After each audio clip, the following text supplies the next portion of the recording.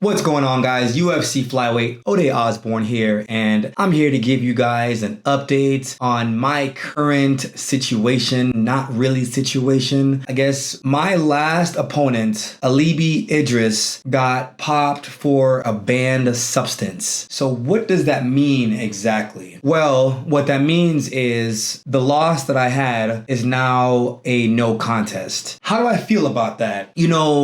A lot of different emotions, right? So the first emotion I have is it doesn't really matter at this point because it already happened. So I gotta just get back to work. You know what I'm saying?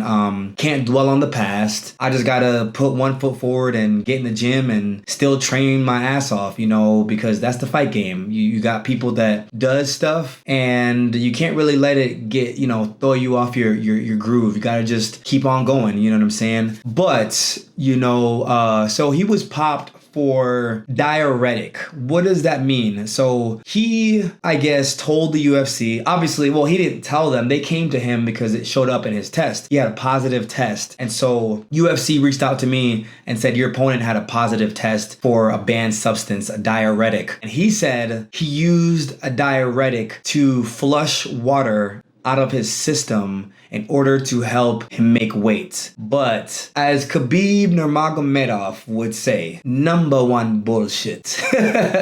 Because the reason why a lot of people take diuretics is diuretics act as a masking agent. So that means when you're taking performance enhancement drugs and other things you don't want to show up in your system, a diuretic will flush all of that out of your system. The UFC's drug testing team does a phenomenal job of catching things that raise red flags. For example, if you have a higher estrogen level, if you have a higher testosterone level, there's certain things that they use. People that take performance enhancement drugs, they use certain things to flush out the PEDs. And UFC bans these certain things that people will take to flush PEDs out of their system. Like, for instance, diuretics. That is the reason why diuretics are banned, is because they're predominantly used to flush out PEDs. Now,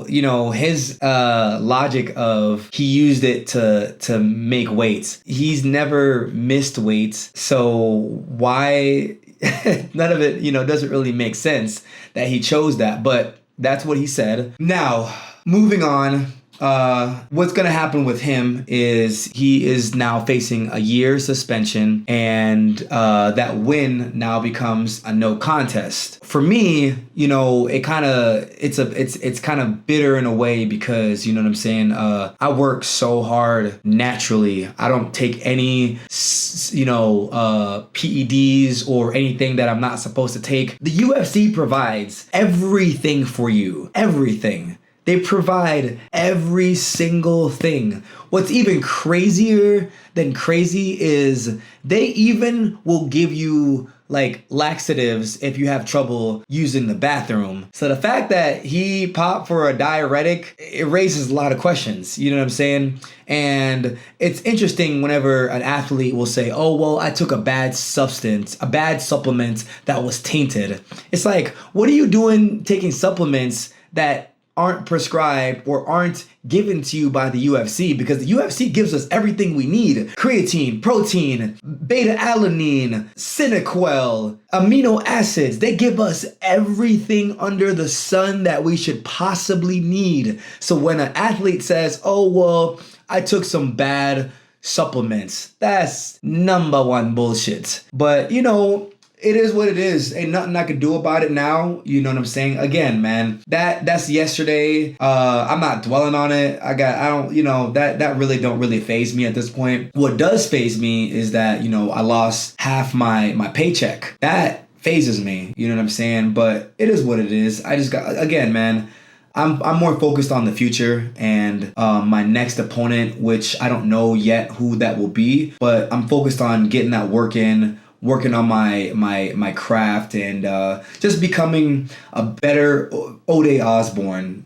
I don't dwell on things like that. I'm not bitter about it. Like, what's the point? What's the point of being bitter about something like that? I can't control what my opponents do. So I don't care. You know what I mean? I mean, I care, but I'm saying I don't care now because it already happened. You know what I'm saying? There's nothing I can really do about it. And I try not to put too much emotions into these things because I just want to focus on getting better. You know what I mean? And at least now it goes on my record as a no contest instead of a loss. So that definitely helps. But it doesn't make it right because, again, lost half my pay and a win. You know, when you watch this guy's last fight before me, he didn't look nothing like how he looked when he fought me. But hey, that's calls for speculation, I guess. I'm not going to speculate anything. But you know what? Again, it is what it is. Can't do SHIT about it now. So we just got to move on. But thank you guys for tuning in. I love you guys for rocking with me. I appreciate all the support, you know, and all the longtime fans. This June coming up will be 7 years in the UFC, and it'll be 7 years that I've tested clean. You know, I don't take nothing. So, you know, whenever people do things like that, I don't hate them. I don't have any ill will towards them. You know what I'm saying? I think a lot of those Russian fighters do that. And in many ways, you can't really stop a lot of these guys from doing it. You just gotta trust that the UFC will do their part and catch them.